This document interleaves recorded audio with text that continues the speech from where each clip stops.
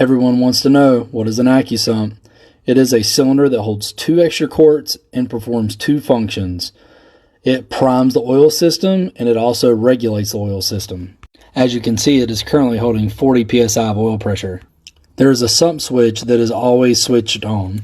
Upon putting the key in the ignition and turning it on, the switch on the Accusump will begin to release the 40 psi into the engine, priming it before actual engine startup.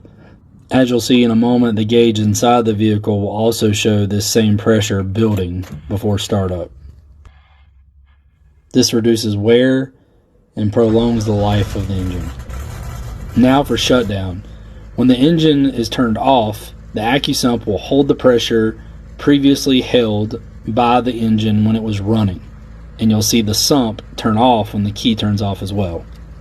As the video plays, I'm going to explain the other advantages which come into play during drag racing or road racing.